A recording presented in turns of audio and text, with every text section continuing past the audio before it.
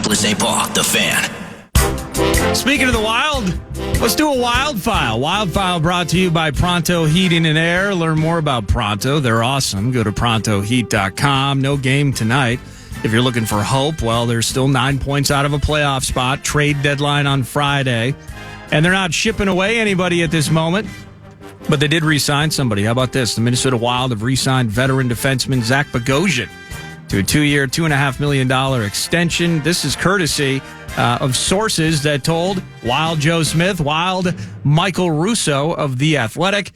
33-year-old Bogosian, 1 goal, 8 assists in 43 games for Minnesota this season, averaging just about 17.5 minutes on ice.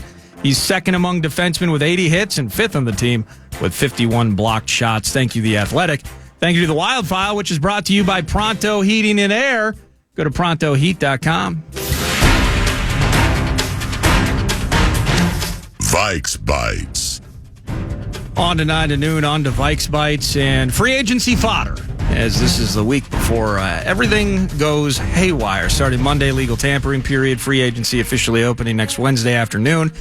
And Vikes Bites / free agency fodder is brought to you by Thousand Hills Lifetime Grazed Grass-Fed Beef. Now, remember, whether it's barbecue beef, brisket, it's barbecue pork, you go to Thousand Hills Lifetime Grazed, go to the website, thousandhillslifetimegrazed.com. When you buy barbecue pork or barbecue brisket, all of that goes to support, the proceeds do, support Dinkytown athletes, keeping Minnesota kids home. That's the goal and the connection of the partnership with a company. Clearwater, Minnesota, they're local. They appreciate being one of us and keeping us around. But terrific product, cool process, regenerative agriculture. Go to the website and learn more. Where do I start with Vikes Bites? You know what? I'm gonna start with something you were talking about with Mike Florio, that Russell Wilson. I mean, I just, in some ways, free agency fodder, Vikings potential connection here. This thing's insane, PA, when it comes down to it. The cost of Russell Wilson's 2 years in Denver included a 2022 and 2023 top 10 pick, 9th and 5th respectively. Wow. A 40th and a 37th overall pick in 2022 and 2023, and then a late rounder. It also included Drew Lock, Noah Fant, and Shelby Harris. Total cash out of pocket, $124 in millions, by the way, and he leaves $85 million in dead cap. I mean, picture this. He's going to go play for somebody. The Broncos still got to pay him his $39 million salary. How about that? Which lends to, of course, what you guys were talking about, very cheap salary, a very cost-effective option for teams that might be vying for his services in 2024. So the Broncos messed this whole thing up, and now he's going to go somewhere, maybe get a vet minimum deal for a year, prove-it deal, if you will, somewhere else, and then that's on the Broncos' dime. But the Broncos are letting Russ talk to other teams prior to him being officially released. So he can go to Minnesota. You can go anywhere you want. You could go to Atlanta and talk to the Falcons. Hey, you're out on this Kirk thing. What about me for 2024? And think about the savings. He can do all of that right now. Your thoughts on Russ and maybe continuing on from the conversation of connecting Russ to the purple in 2024 if Kirk was to go elsewhere? Yeah, if Kirk O'Chains is gone Monday, and it very well could be Monday at like 11:03 a.m. cornfields. If that's the case, then that is a utilizable option in my estimation, and I wouldn't be mad at it because of all that adds up to it. Knows how to run a play, knows how to run a huddle. Russell Wilson is a Hall of Fame quarterback. Would you agree? I do, yeah. Yeah, I mean, it's like when I say it, I always think twice about it, but I'm like, all right, these 2 Super Bowls, won a Super Bowl, look at these numbers. Well, it's the same thing with Kirk, where we've talked balancing the fact that I love Kirk, done a lot of great things. I'm going to be sad that he's gone. Yeah. I'm also going to be super excited about what's next. With Russell, balancing his entire career, save for these last 2 years in Denver, weren't great, with his off-field persona, which can be obnoxious at times. The self-promote, the way the Mr. Unlimited thing, speaking about oneself in the third person from time to time can be entirely ridiculous. Balancing the guy that's on the field, won a ton of games, is an absolute badass baller, clearly on the backside maybe of prime. With that's what I've tried to do. So from a football standpoint, Yeah. dude can win games and should be in Canton someday. But a quarterback should absolutely be drafted with one of the first 2 picks. Oh, 100%. Right. So we're in lockstep on that take. What do you think about this though? The only thing that I think about with Russ is he a guy that wants to become a gun for hire? Because if I'm the Vikings, I'm coming into a conversation where I'm saying 2024, that's it. What if Russ is like, well, okay, you're going to get this sweet deal for one and a hook in 2024. I need some 2025 protection. Yeah. And I would not want to do that. With Chains, Mayfield, and Justin Fields, the latter being mostly available. Yeah. Ain't nobody giving Russ a 2-year deal. See, that's what I think. Ain't nobody giving Russ a 2-year deal. But I do think that could elongate the process, and that could actually be a sticking point with some teams. Yeah. I mean, I think it's fair of him to ask that. I mean, Russell is in a position where he's going to scoop the chips that he deserves because they were promised to him from the Mile Get High City. So he has that. And then, I mean, like if I was on the other side of him and I was chatting with him and, I'm not an elite capologist mind, an elite general managerial mind, or elite player personnel mind. But I mean, if he's getting all that cash from the Mile Get High City and then he tries to squeeze me for an extra $1 million, I'd be like, get your ass out of this facility right now and I never want to see you again. Because I watched your film last year and it wasn't great. Okay. And your coach is allegedly an elite offensive mind. Now, I've actually written something out about the potential of Russell Wilson being the quarterback for the Minnesota Vikings next year. If Cousins is no longer here, and the preference for me and maybe both of us is having him here and then drafting a quarterback and waiting for that quarterback for a year or two and raising said slinger properly. But if that does not work out and the veteran is gone, that there is one major thing that excites me about Russell Wilson. Just one facet of Russ and the Minnesota Vikings and Kevin O'Connell that greatly excites me. And I'll share that tomorrow. Ooh, I dig that. That's a better tease than your Shake Milton segment you were going to do last summer. Yeah, I mean, the Milton tease is the greatest tease in the history of teases on a station where none of us ever tease, because it was a month-and-a-half tease.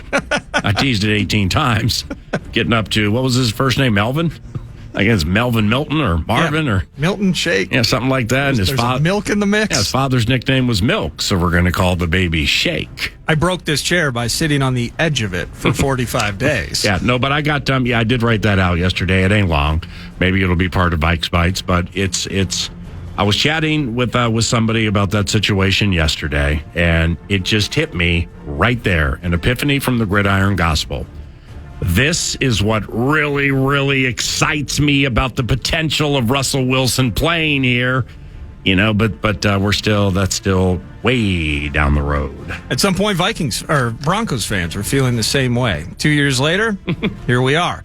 I did see this, and it's kind of funny. Rich Eisen on Monday. Hold on. Yes. KOC ain't Nathaniel Hackett, and he ain't Sean Payton. So we'll wait for tomorrow for that. I like that. Rich Eisen on Monday was breaking down rumors from the Combine that he loved. And this is from Bring Me the Sports. I didn't even know this took place. He mentioned... That's Tiny Joe Nelson. Let's go, Joe. Eisen was talking about his conversation with KOC, lauding Kirk, earned the right to be a free agent. We played the audio. We know what KOC said. But then Eisen says on his show Monday, before he said that, I heard this rumor that a possible solve at quarterback for the Minnesota Vikings... Ooh. How about this idea, PA? This is not out of left field, but it's out of a western cornfield. Native of the state, Trey Lance. Oh my gosh, you are above average at that. Marshall, Minnesota native. We know that. Third overall pick by the Niners in 2021. He's only played 8 games across his 3 NFL seasons. Injuries, we know all of that. Most recently, the Cowboys flipped a 4th for him. This is what Eisen said. Trey Lance is a possible solve for the Vikings. The Cowboys kept him on the roster long enough to get a bonus, so they're paying him money to keep him. And they, as you know, got him for a 4th round pick. I'm just wondering if the Vikings flip him This can't be. He did not say third round pick. I mean, it's quoted. It's quoted in the article. He says a Friday night pick. You're going to be working back at ESPN, Rich Eisen, with those takes. Well, this would be the first time I would actually happily say, thank goodness we don't have a third round pick in this draft. Ain't nobody giving a third for Trey Lance. Hey, you know what? You flip a 6, like, again. And I ain't flipping anything. Well, hey. I mean, I'm not. With Trey Lance. I hope he finds a way to extremely kind and actually start his career at some point. Very kind and philanthropic of you. But we have... It's nut cutting time with business here. Yes. I mean, because Chains he very well could be leaving on Monday. All right, well, I mean, it's not don't let the screen door hit you on your way out. Thanks for the memories. Thanks for the years. We'll miss him, but business has to go on. So now Justin Fields was handled for part of a show and part of another show early in the week. Well, now we're starting to talk about Russ. Yeah. We're going down the road to Russ. Now Trey Lance jumps into the mix. So Trey Lance as starting quarterback for the Minnesota Vikings in 2024. It's one of two things. Well, it's a 0, yeah. Is it... Or is it... I'll let you answer. Well, no, it's absolute cricket. I don't want him starting for the Vikings in 2024. Right. I'm also... But you want to make sure he's happy. I'm also rooting... Has a career and lands in a nice place. I have never seen Trey Lance get a chance to even be an NFL player. Guess what? Either is Kyle Shanahan or Mike McCarthy. Well, I know this. You know what I mean? Correct. I get it. But I'm just saying, hey, if he was... And we already have Jaron Hall and Mullen, so it's not even really a backup conversation. Yeah. I'm hoping the kid gets a chance. The Friday night pick thing completely threw me off balance, and here we are. Whatever. I understand, and go Marshall Tigers, all right? There's no doubt. I mean, if Trey can land with another team, then obviously that would be somebody fulfilling their dreams, and Trey's worked incredibly hard even to get to this point. I just wish there was a way the team with whom he could play was in the NFC North. I always love that one. Because Flores would start salivating on a Sunday night at about 9 p.m. All right, so it's not going to... For a game the next Sunday at noon. I got this text. It made me laugh. Let me find it here. Quasey. Oh, yeah. Hey, Quasey, how about you give me half the money you were going to give Russ? I'll kick you in the nuts, and we'll call it a day. Well, because half the money Russ is going to get's right around $500,000. That's nothing. That's pennies and nickels. They ain't even nickels and dimes as the NFL goes, or as the financial wherewithal of Mr. Unlimited LTD rolls along. Hey, Eric Kendricks was released by the Chargers, PA. The Chargers are going to save $6.5 million. He had 3.5 sacks. 80 tackles, made 15 of the games. Defense struggled mightily under Staley this last season, by the way. He's free to sign anywhere. I guess real quick, Vikes Bites free agency fodder style. Did you get a chance to see him at all? Yes. In 2023? Because not active for the Vikes game. Yep. I saw him for parts. I think they played the Bears this year. And then I saw him when the entire Chargers team was getting whooped off the field. Raiders put 63 on him, I think, after that thriller that the Vikings partook in Vegas. Did you see him at all? You think he's still got anything in the tank? And, hopefully he lands somewhere if he still wants to play? It is. I was told this by somebody, and then I watched it on that super special new bit Spearfish hooked me up with that just makes everything go more quickly to formulate opinions with the All-22. With all due respect, because Eric gave this market many, many memories. I don't know what fell off with his pass coverage. It really, really, really fell off in the times that I was watching. He wasn't getting there in time or on time. See, I think he was playing slow. That's how I would have framed it up. That's a very fair way to put it. Now, one thing with this regime, where I've said it before, and I don't hide from it because we watch the games and we analyze the games, and we know mostly the difference between good and bad with football players. So far, with the right to change it, because these players still have many years left in their careers, unless they continue to play in average at best fashion. But how far did the 2022 draft set back the Minnesota Vikings? Okay, so that is a fair question to ask. Yeah. So there's that. And then of late, really the last month and change, brought it up with Quasey at the Scouting Combine, is like when you were hired, was a significant or any part of your job shedding salaries to get to get money to spend in the off season? Right now where I think it's like 38. The Vikings are like between 30 and 40 right now, and YA, young Alec, who's here in a half hour. That's why I like Spot Rack, because the number's always a little bit higher on there than over the cap. Right. And so do the New Orleans Saints and Denver Broncos, because they spend all of it despite the credit card rate. But nevertheless, what are we talking about again? Alec Lewis. Thank you. With the $100 million bit. Thank you. Yeah, he's like, if change is not here, then the money comes off after the year, the dead cap or whatever. Even with like signing, as I think he put it this way, but we'll ask him soon, a big ticket for a player from your team, think Jefferson Darisaw, you'll still have like $100 million. I think it was including the idea of a JJ style contract. Okay, let's say it's JJ style contract. Okay, well, an underrated facet of what Kwesi Adofo-Mensah and his staff have done is there's an art to kicking the metaphorical tire, and determining it is running low on symbolic air. Well, they did that with Kendricks. That's right. They did that with Dalvin. That's right. They did that with Patrick Peterson. Patrick still can play. Yeah. I'm sure I'm missing some in there, but I mean, those were rather bold moves. Yeah. With Kendricks and Thielen. What about Dalvin Tomlinson? Now Thielen, well, that's a... Yeah, so the more we think about... Actually, hold on. Za'Darius. That's right. So it's with Kendrick specifically, because you just think about, now you got Hicks, and then you got Ivan Pace Jr., you got your inside guys. But, it hasn't been super bountiful with inside linebackers here in depth and everything behind Kendricks. Now, that was a bold move, and they got out at the right time. Seems like they got out at the right time on Dalvin. It can be argued they got out the right time on Peterson, but Patrick, who could shift to safety, Patrick is so smart and so crafty. He just knows how to compensate for, I don't know, maybe he runs 4-4, 4-5 now, where he used to run 4-2.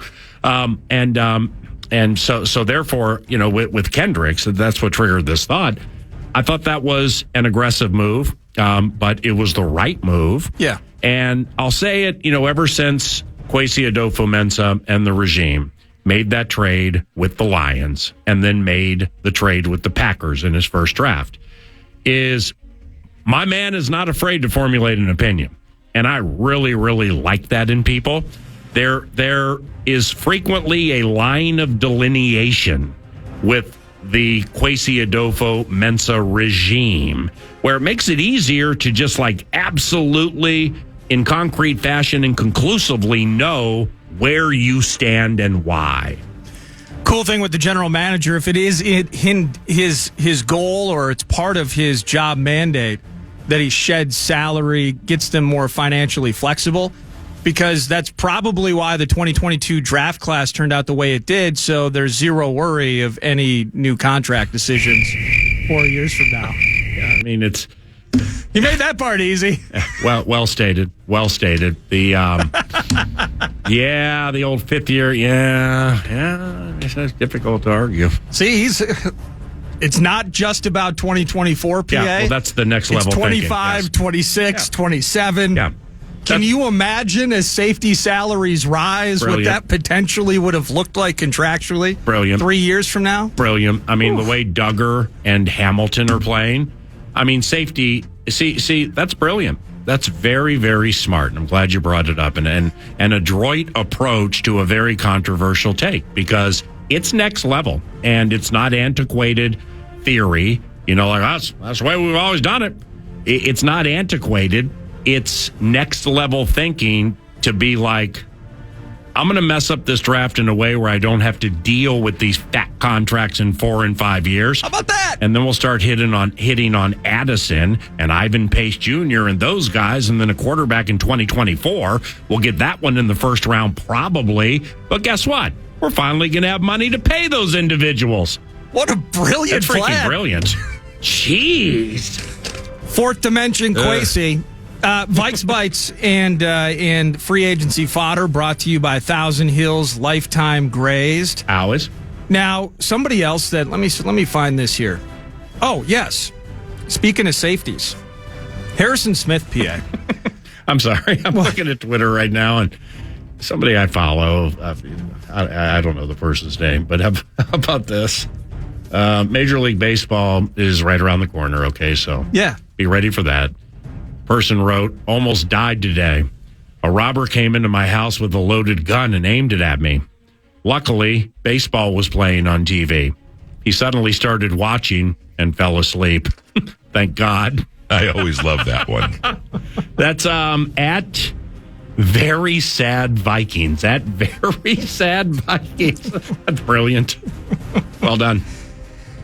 Could be very sad for Vikings fans with Harrison Smith. The Vikings can save more than $11 million by releasing him, and that $11 million could help, of course, in terms of dollars, the team could spend in free agency. Yeah, sign Dalton Reisner. And, and no steam on Dalton one way or the other over the last week in the combine. None. Left me on red 2 days ago. Well, no, but everybody's leaving me on red right now because it's tense. Well, I kind of feel bad. Hung up on by Finch and Freeman. You're like, hey, combine's coming up. When you talk to them, it's like, you think things are going to get kind of steamy at the combine? Like, well, no, they weren't, Dalton. Sorry about that. They were not steamy. Well, but they might have been. It could have been. That's the thing, is I'm sure they or it were or was.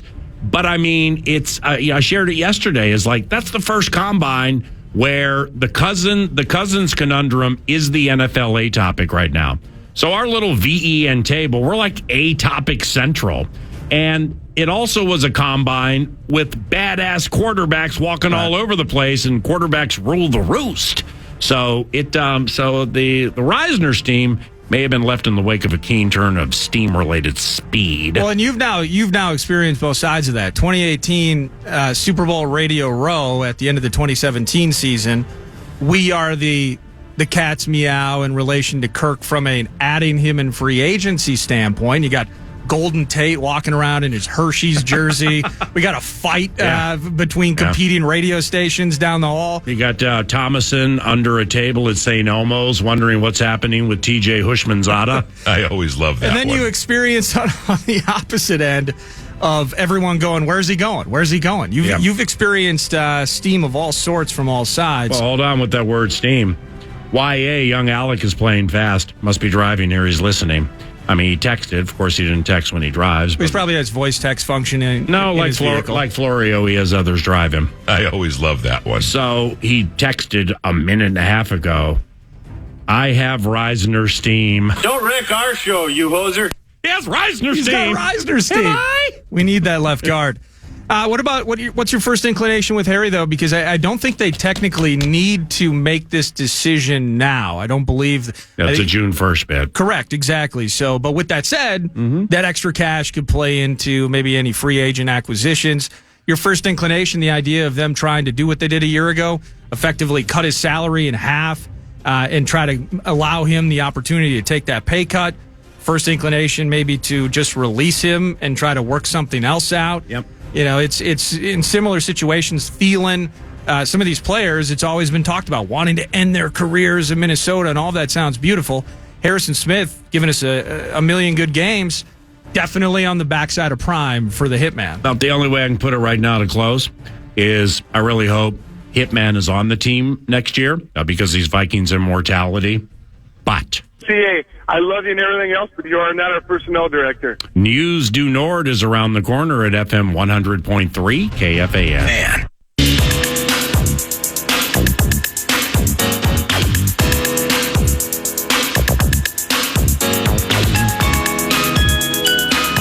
Welcome back. News du Nord is brought to you by The Casino at Canterbury Park, CanterburyPark.com. Poker, blackjack, and table games all year round. Live racing in the spring. Bingo! Bingo on Tuesdays. Key to all of this, get to the website, CanterburyPark.com for more details. Minnesota Timberwolves not in action tonight, but the head coach, Chris Finch, did join PA earlier today, and you'll actually get to hear a replay of that interview. Final segment of the show, 11:35-ish. We'll call it. Running through a couple of audio bits for you. PA is like, hey, is Rudy Gobert, is he playing the best he ever has? I do. In terms of playing a complete game and being able to impact on both ends of the floor. free throw shooting, offensive rebounding, finishing around the basket. His poison patience on offense right now is like I've never seen. He's just taking his time. He's punishing defenders when he gets the ball down there, and oftentimes the mismatch. Whereas, maybe last year he had rushed it. I think one year in Utah he had an extremely efficient, one of his best ever offensive years, but a lot of that was lobs out of the dunker spot, and certainly on pick and roll. This year, we still get some of that, of course, but it's just more about his ability to finish down there in non-dunking or non-lobs, rather, is probably a better way to put it, non-lob finishing. So that's Chris Finch on Rudy Gobert, and then PA later on you asked him, this cat thing, what's going on? His shooting since the All-Star break, it's 41% from the field, 32% from three. What's up with this shot thing? Yeah, I don't think anything's. I mean, you go through periods of the season. Everyone has a bit of a shooting slump. You've heard me say it before. Shooting's like blackjack. You just got to have the time and the courage, the money to stay at the table long enough, and the cards will turn. I do think that he can help his shot a little bit with a little bit better spacing. I think in some of our offensive issues, not just catch shot, but just have been, been a result of our poor spacing has kind of collapsed on itself again. Mm-hmm. He has a high release and a quick release, and he's 7 foot, so and he's got deep range, and I think he needs to use that a little bit more. Stretch this defense a bit more, attack the closeout. I think a lot of his shots right now might be a little rushed. But yeah, I mean, I'm confident that they'll come back. It'll come back. All right. So, and he does again say, offense still an issue, still working through some things there. PA had 7 or 8 Mike Conley related questions about his game and how he impacts things. Not 7 or 8, but seriously, Conley's important. When Conley is scoring and running things and the ball's in his hands as often as it is in certain spots, the team's winning the games, and you can almost kind of find that direct connection to it. But tomorrow night, I believe they're taking on Indy. Road trip is done, and they continue on.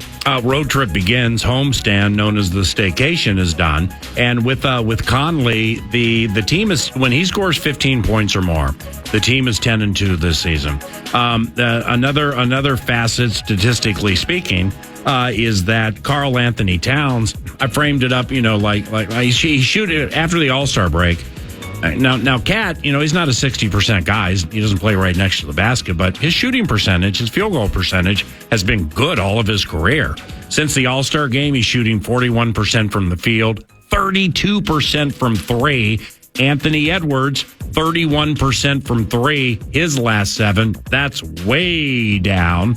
And I asked Finch if, the left-handed shenanigans that I don't know if anybody watched the All-Star game. I watched 2 minutes of it, but I watched the warm-ups before. Yeah, he was just messing around. Yeah, but just so I don't, because I didn't watch. Did he shoot left-handed all, the whole game, him and Jokic? I did not dig in much to the game. But it was a thing that people were talking about, and they thought it was funny and cool because it's the All-Star game. Yeah, but there were a lot of left-handed three-point shots, 50. He just kept throwing them up. A lot of that. Just kept throwing them up.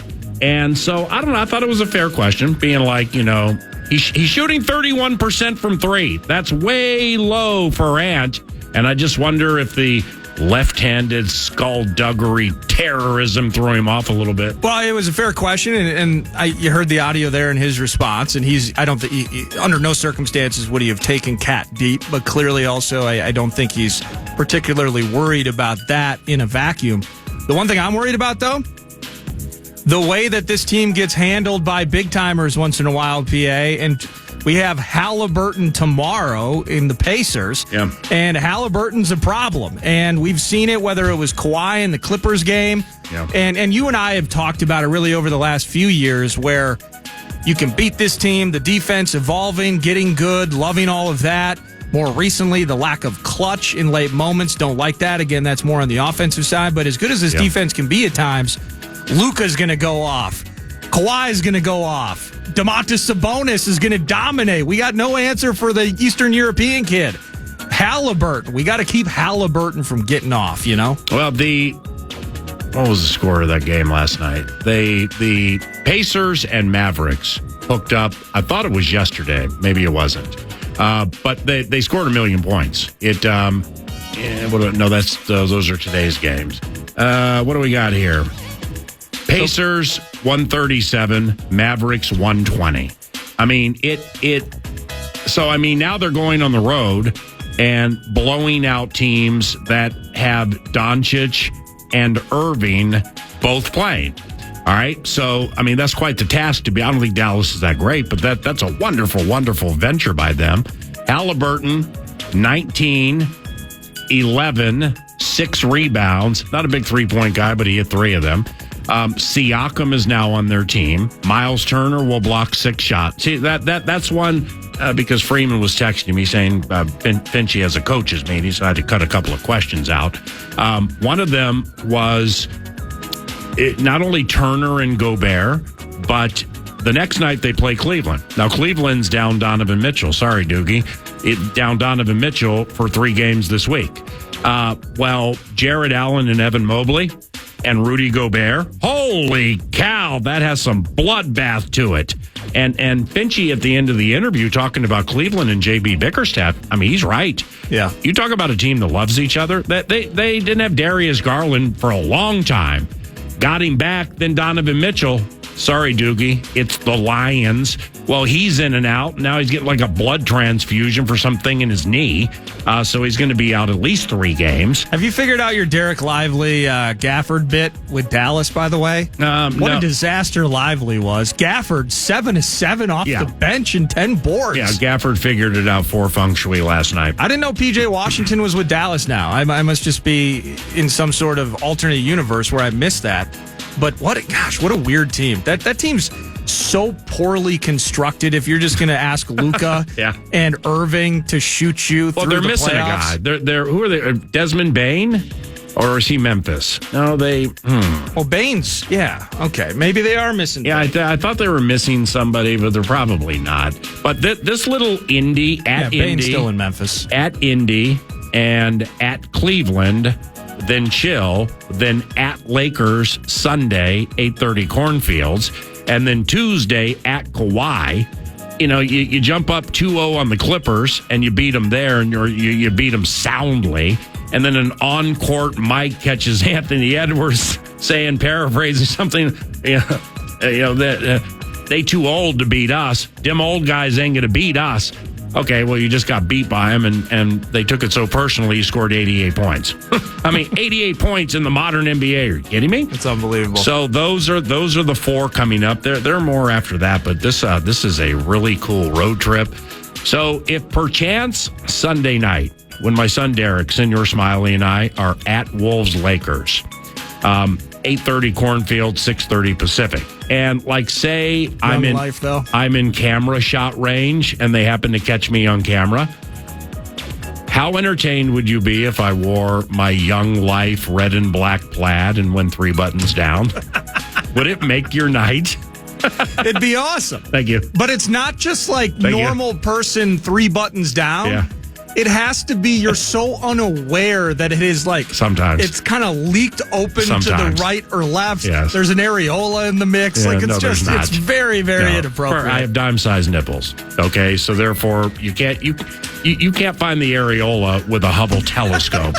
Okay, so we'll just end this conversation now and invite Young Life, though. YA, young Alec Lewis from The Athletic and theathletic.com. He will join us to chat Vikings football around the corner. Good morning. It's KFAN.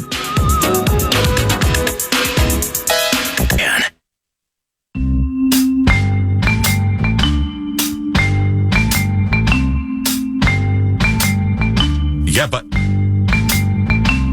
Yeah, but. Yeah, but.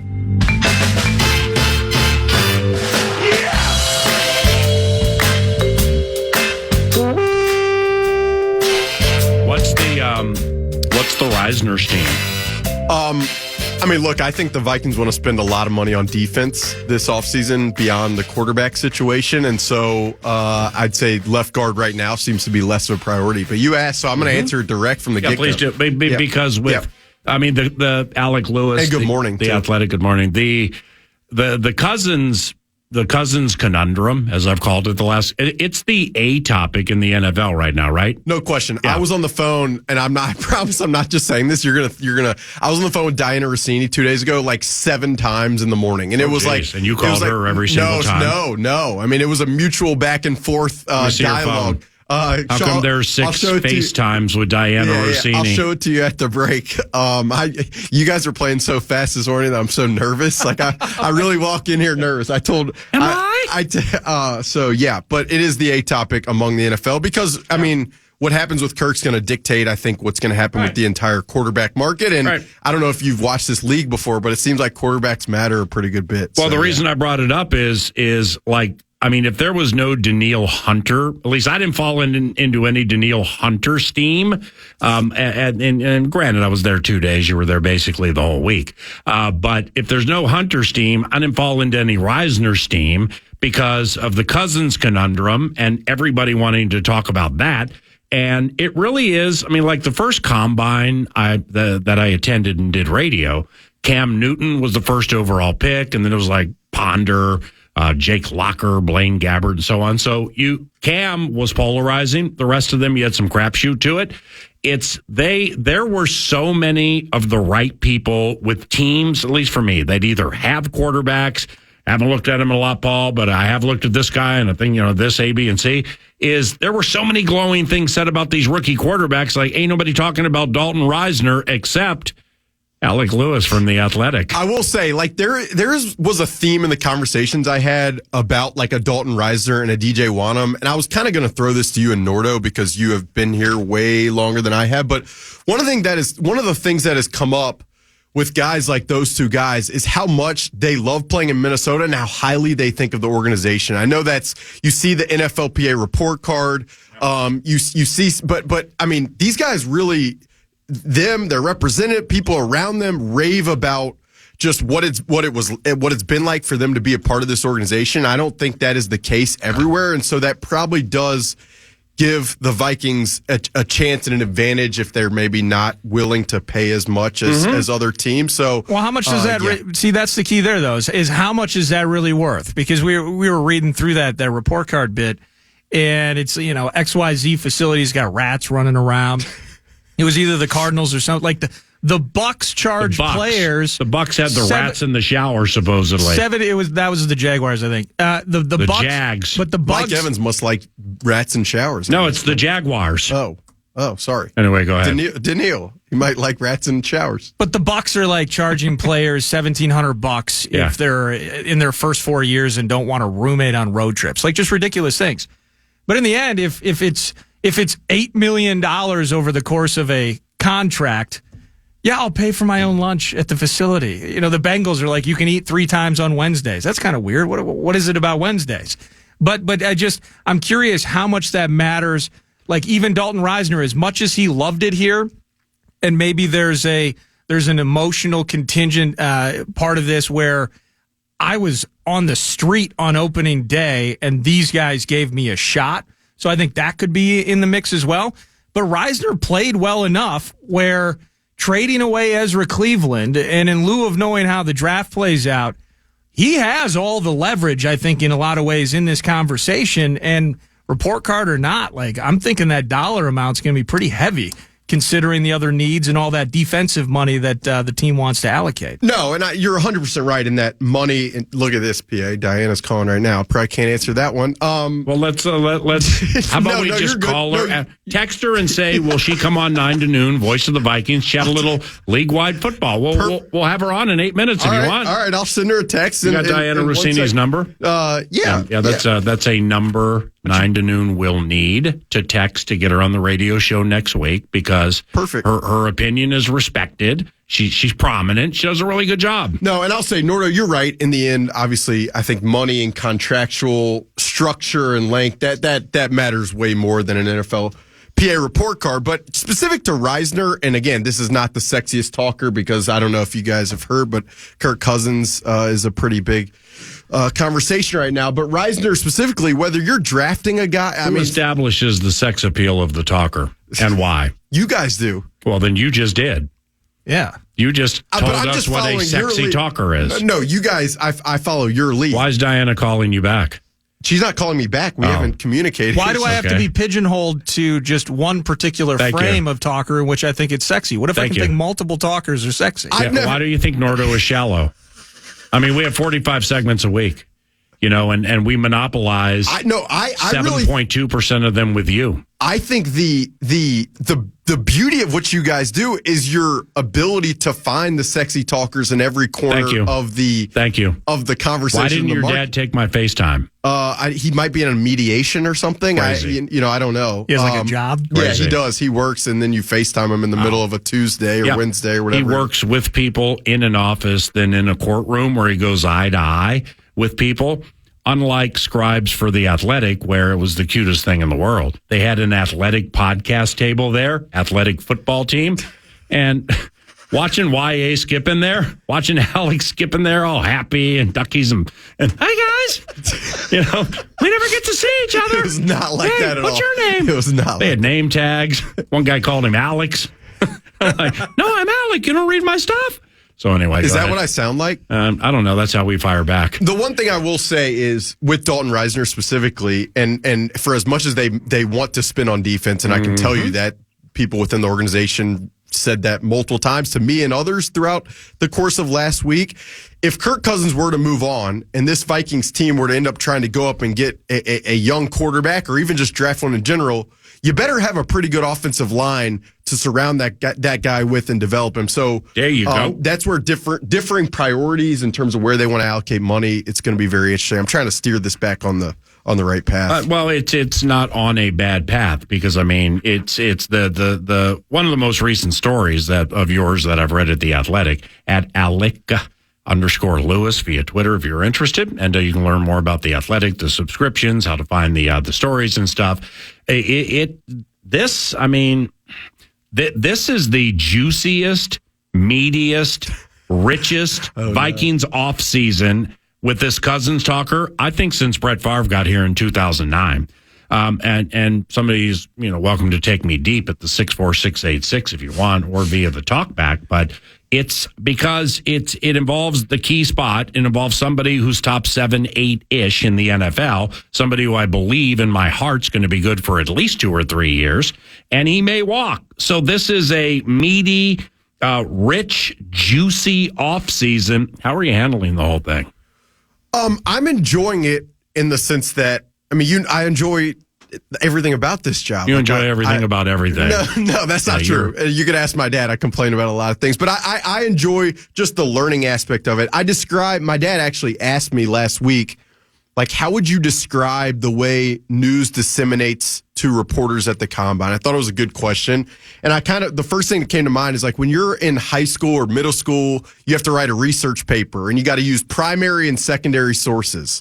And the best way to describe it, at the combine, is there's so many secondary sources saying so many different things. Hold on. What were we talking about again? Go ahead.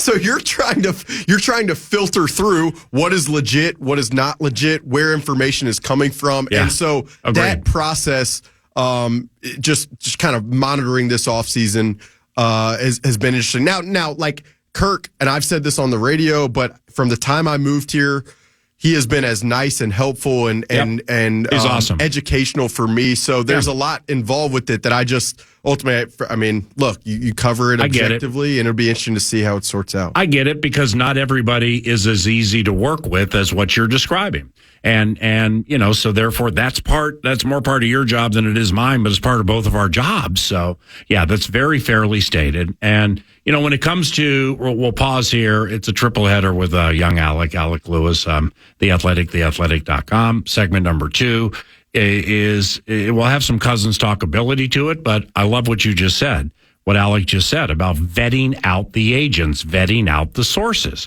because it's, I'm going to take a leap here with the Florio report that, that the Cousins are or maybe looking at homes in the greater Alpharetta, Flowery Branch, or Atlanta region. Okay, that could be true. Some really nice homes down there. But a lot of nice colonials and big porches and Old Yeller and homemade lemonade. It sounds great with weeping willow trees, just like Alabama.